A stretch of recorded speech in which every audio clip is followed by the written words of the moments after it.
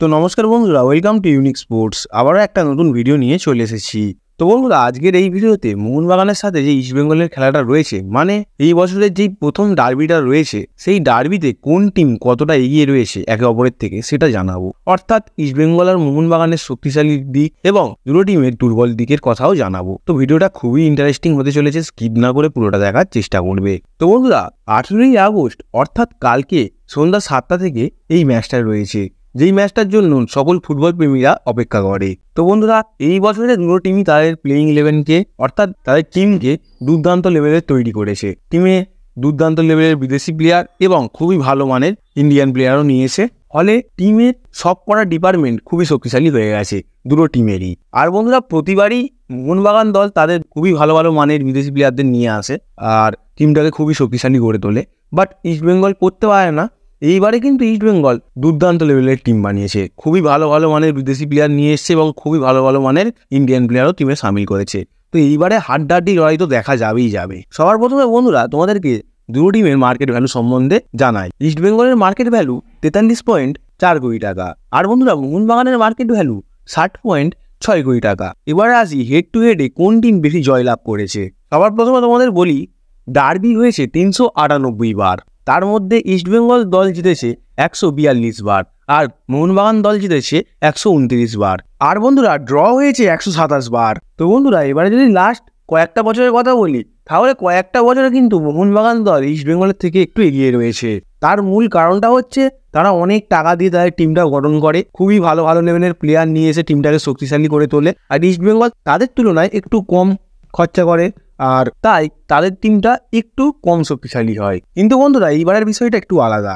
এইবারে দুটো টিমই অনেকটা পরিমাণ টাকা খরচা করেছে এবং খুবই শক্তিশালী টিম গঠন করেছে। এবারে আসি দুটো টিমের কি কি শক্তিশালী দিক রয়েছে। সবার প্রথমে মোহনবাগানের শক্তিশালী দিকের সম্পর্কে জানাই তোমাদেরকে। মোহনবাগানের শক্তিশালী দিক হলো তাদের অ্যাটাক। এটা বলার মূল কারণটা হচ্ছে তাদের অ্যাটাকে খুবই ভালো লেভেলের বড় বড় মানের বিদেশি এবং বড় বড় মানের খুবই দুর্দান্ত লেভেলের খেলা ভারতীয় প্লেয়ারও রয়েছে। বন্ধুরা, মোহনবাগানের অ্যাটাকের দিকে দেখলে তোমরা দেখতে পাবে যে আইএসএল এর সবচেয়ে সেরা অ্যাটাকার মোহনবাগানে রয়েছে। তিনি হলেন দিমিত্রি পেত্রাতস আর গ্রেগ স্টুয়ার্ট। এই দুজন কিন্তু আইএসএল এর সেরা অ্যাটাকারদের মধ্যেই পড়েন। আর বন্ধুরা, স্ট্রাইকার পজিশনে রয়েছে অস্ট্রেলিয়ান গোট জেমি ম্যাকলারেন আর তারই সহপ্রার্থী খুবই ভালো লেভেলের প্লেয়ার জেসন কামিংস।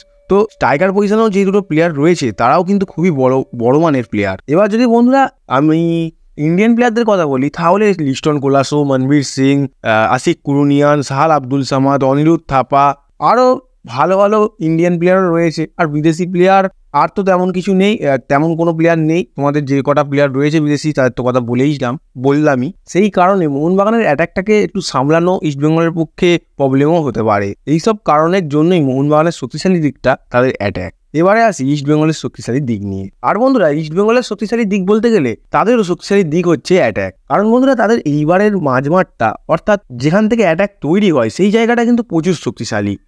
কারণ সেখানে মাদিতালাল আর ক্রিসপুর মতো বড় লেভেলের প্লেয়ার রয়েছে, তারা কিন্তু দুর্দান্ত পারফরমেন্স করে আসছে আমাদের ইন্ডিয়ান ফুটবলে। সেই কারণেই ইস্টবেঙ্গলের শক্তিশালী দিকটা তাদের মাঝমাঠ এবং অ্যাটাক। কিন্তু বন্ধুরা, তাদের শক্তিশালী দিক হচ্ছে মাঝমাঠ প্লাস অ্যাটাক। তার মূল কারণ হচ্ছে তাদের মাঝমাঠে ক্রিসপো, মাদিতালাল আর ইন্ডিয়ান প্লেয়ার জিকসান সিং রয়েছে। তাছাড়াও স্ট্রাইকার পজিশনটা খুবই শক্তিশালী, কারণ সেখানে রয়েছে আইএসএল এর বেস্ট স্ট্রাইকারদের মধ্যে একজন দিয়ামান্তাকস, অর্থাৎ দিমিত্রি দিয়ামান্তাকসের কথা বলছি। তিনি তো দুর্দান্ত লেভেলের প্লেয়ার, যেটা আমরা সকলেই দেখেছি। কিন্তু অ্যাটাকের একটা জায়গায় প্রবলেম রয়েছে, সেটা হলো উইং। ব্যাপারটা হলো উইংয়ে অনেক ভালো ভালো লেভেলেরই প্লেয়ার রয়েছে, কিন্তু তারা কনস্ট্যান্ট নয়, মানে কনস্ট্যান্ট পারফরমেন্স দিতে পারে না। প্রত্যেকটা ম্যাচে ভালো পারফরমেন্স তারা দিতে পারে না, কোনো কোনো ম্যাচে চলে, কোনো কোনো ম্যাচে চলে না। তো এইটা একটু চিন্তার বিষয় রয়েছে। বাদ বাকি অ্যাটাক দিকটা কিন্তু ইস্টবেঙ্গলেরও খুবই শক্তিশালী। এটাকে কিন্তু মোহনবাগানকে আটকাতে প্রবলেম হতেই পারে। এবার আসি মোহনবাগানের দুর্বল দিক নিয়ে, যেটা হলো ডিফেন্স। তার মূল কারণ হচ্ছে আনোয়ার আর ডিফেন্সে অ্যাভেলেবেল নেই মোহনবাগানের কাছে। তার মূল কারণ হচ্ছে তার কাছে এক্সপিরিয়েন্সও ছিল আর তিনি আগেবারে ভালো পারফরমেন্সও করেছিলেন, আর তিনি চলে যায় মোহনবাগানের কাছে তেমন কোনো ইন্ডিয়ান ডিফেন্ডার নেই। তো এই ক্ষেত্রে মোহনবাগানের একটু সমস্যা হলেও হতে পারে, আবার নাও হতে পারে। সেই জন্য আমি মোহনবাগানের ডিফেন্সটাকে একটুখানি দুর্বল দিক দেখাচ্ছি। আর বাদ বাকি তো বিদেশি ডিফেন্ডাররা তো ভালোই রয়েছে। দুটো ডিফেন্ডার এসছে নতুন, টম অ্যালড্রেড আর আলবাত্রো রদ্রিগেজ। আশা করি তারা ভালো পারফরমেন্স করবে, কিন্তু প্রথমবার এসে কেমন করবে পারফরমেন্স সেটা দেখার বিষয় থাকবে। আর বিদেশি প্লেয়ারদের কথা বাদই দাও, তারা হয়তো ভালো পারফরমেন্স করতেই পারবে, কিন্তু আমি ইন্ডিয়ান প্লেয়ার যেহেতু অ্যাভেলেবেল নেই, ভালো কোনো ইন্ডিয়ান প্লেয়ার, অর্থাৎ বন্ধুরা আমি এক্সপিরিয়েন্স ডিফেন্ডারের কথা বলছি, মানে এক্সপিরিয়েন্স ইন্ডিয়ান ডিফেন্ডার হবে সেরকম কোনো প্লেয়ার নেই, সেহেতু আমি সেই কারণেই মোহনবাগানের ডিফেন্সকে একটু দুর্বল বলছি। তো বন্ধুরা এবারে আসি ইস্টবেঙ্গলের দুর্বল দিক নিয়ে। ইস্টবেঙ্গলের দুর্বল দিক হলো তাদের ডিফেন্স। দেখো বন্ধুরা, তাদের ডিফেন্সে হিজাজি আছে প্লাস আনোয়ারও আছে, কিন্তু তবুও তারা মানে গোল অনেক খেয়ে যায়। তার মূল কারণটা হচ্ছে তারা অতটা কন্ট্রোল করতে পারছে না, এখনো সেট হতে পারছে না তাদের ডিফেন্সে। সবচেয়ে বড় কথা হচ্ছে দুটো সেন্টার ব্যাক তো ভালো খেলছে, বাট লেফট ব্যাক আর রাইট ব্যাক তারা কিন্তু ভালো পারফরমেন্স করতে পারছে না। তো সেই জায়গাটায় একটা খামতি থেকে যাচ্ছে ইস্টবেঙ্গলের। আর বন্ধুরা আনোয়ারের ব্যাকআপ প্লেয়ার হিসাবে ইস্টবেঙ্গলের কাছে লালচুনডুঙ্গা আছে, কিন্তু তার পারফরমেন্স খুব একটা ভালো তো দেখতে পাচ্ছি না লাস্ট কয়েকটা বছর ধরে। একটা বছরই তিনি ভালো পারফরমেন্স করেছিলেন, তারপরে যেন পুরো ডুবে গেছেন। বাট ডিফেন্সে কিন্তু কমজোর দিক রয়েছে, যেটা সামলাতে হবে, কারণ মোহনবাগানের তরফ থেকে প্রচুর অ্যাটাক হতে পারে। আর সেম কথাটা প্রযোজ্য মোহনবাগানের ক্ষেত্রেও, তাদেরও ডিফেন্সে অনেকটা কাজ করতে হবে, কারণ ইস্টবেঙ্গলের তরফ থেকেও প্রচুর অ্যাটাক হতে পারে।